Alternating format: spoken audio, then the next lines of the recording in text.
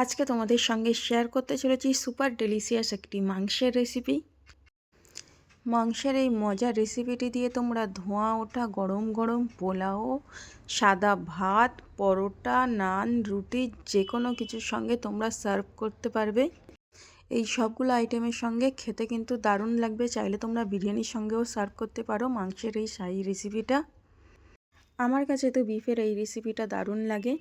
সবসময় একঘেয়েমি মাংস কষা না করে মাঝে মাঝে আমি এই রকমভাবেও অনেক সময় মাংসটা রান্না করে থাকি, তো সেটাই তোমাদের সঙ্গে শেয়ার করছি। চলো দেখে নিই।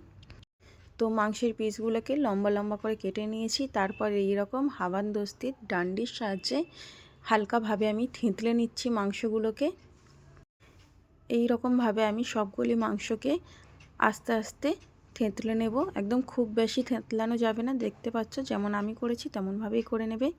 তারপর যেই পাত্রে আমি মাংসটা রান্না করব, সবগুলি থেঁতলানো মাংস সেই পাত্রে আমি নিয়ে নিচ্ছি। প্রায় 10 পিসের মতো মাংস আমি থেঁতলে নিয়েছিলাম। তারপর এখানে একটা বড় সাইজের পেঁয়াজ কুচিয়ে নিয়েছি।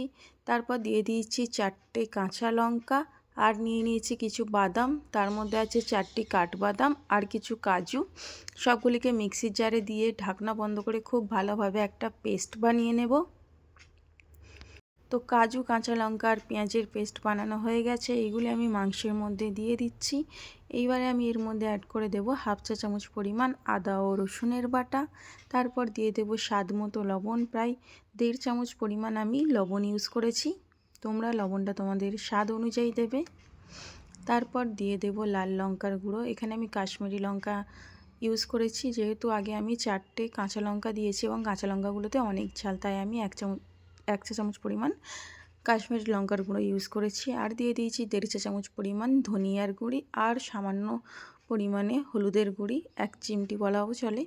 তারপর দিয়ে দিয়েছি 1 চা চামচ পরিমাণ ভেজে রাখা জিরের গুঁড়ি, আর দিয়ে দেব 1 চা চামচ ভর্তি করে গরম মশলার গুঁড়ি, আর দিয়ে দিচ্ছি পরিমাণ মতো সরিষার তেল। সরিষার তেল দেওয়া হয়ে গেছে। এবার আমি মাংসগুলোকে হাত দিয়ে খুব ভালোভাবে মাখিয়ে নেব, প্রায় অনেকটা সময় নিয়ে, যাতে করে মাংসের মধ্যে মশলাগুলো খুব ভালোভাবে প্রবেশ করে যায়। তো মাংস ম্যারিনেট করা হয়ে গেছে। এইবার আমি এখানে মিক্সির জারটা ধুয়ে খুব সামান্য পরিমাণে পানি দিয়ে দেব। এই যে দেখো, এইটুকুই পানি দিয়ে দেব হাতটা ধুয়ে। তারপর আমি মাংসটাকে ঢাকা দিয়ে 15 মিনিটের মতো রেস্টে রেখে দেব, যাতে করে মশলাগুলো মাংসের মধ্যে খুব ভালোভাবে ঢুকে যায়। তারপর 15 মিনিট পর আমি গ্যাসের প্যান বসিয়ে দিয়েছি এবং গ্যাসটাও অন করে দিয়েছি, আর ঢাকা দিয়ে আমি প্রায় 10 মিনিট মতো মিডিয়াম ফ্লেমে রান্না করে নিয়েছি। দেখো, মাংস থেকেও কিন্তু খানিকটা পরিমাণে পানি বেরিয়েছে।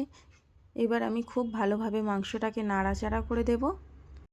প্রায় 1-2 মিনিট মতো নাড়াচাড়া করে দিয়ে মাংসটাকে আমি ঢাকা দিয়ে আবারও 10 মিনিট মতো লো ফ্লেমে রান্না করে নেব, যাতে করে মাংসটা খুব ভালোভাবে সিদ্ধ হয়ে যায়।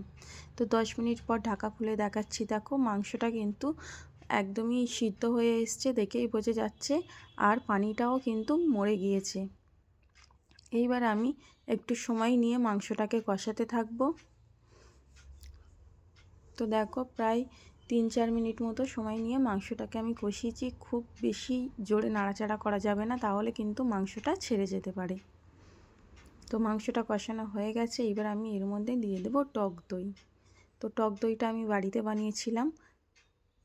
দেখো টক দইটা কত ঠিক হয়েছে। তো টক দইটা আমি এর মধ্যে অ্যাড করে দিচ্ছি। প্রায় 1 বাটি পরিমাণ টক দই দিয়ে দিয়েছি।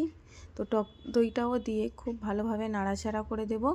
আর হ্যাঁ, টক দইয়ের থেকে একটা পানি বেরোয়, তো যতক্ষণ না পর্যন্ত ওই পানিটা মরে আসছে ততক্ষণ পর্যন্ত আমি গ্যাসটা একটু মিডিয়াম ফ্লেমে দিয়ে নাড়াচাড়া করে নেব, আর অপেক্ষা করব পানিটা শুকিয়ে আসার। দেখো, টক দই থেকে হালকা পানি বেরিয়েছে এবং সেটাও খুব ভালোভাবে শুকিয়ে গেছে।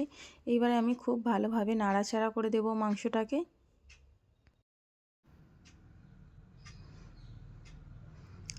মাংসটাকে খুব ভালোভাবে নাড়াচাড়া করে দিয়েছি। এবার টক দইয়ের বাটিটা ধুয়ে খুবই সামান্য পরিমাণে পানি দিয়ে দিচ্ছি। পানিটা দিয়ে খুব ভালোভাবে নাড়াচাড়া করে দিচ্ছি। দেখো, খুবই অল্প পরিমাণে পানি দিয়েছি।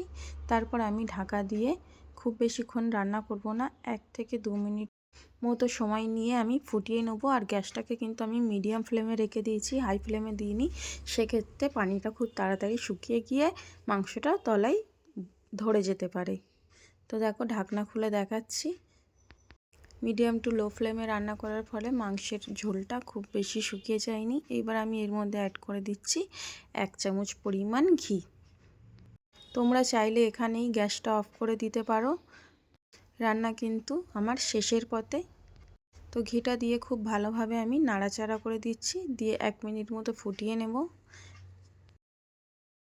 তো দেখো এইবারে আমি একটু নাড়াচাড়া করে দিচ্ছি, কারণ ঘিটা দিয়েছি, ঘিটা এক জায়গায় ছিল, সেহেতু আমি মাংসটাকে খুব ভালোভাবে নাড়াচাড়া করে দিচ্ছি যাতে ঘিটাও মাংসের সঙ্গে মাখা মাখা হয়ে যায়।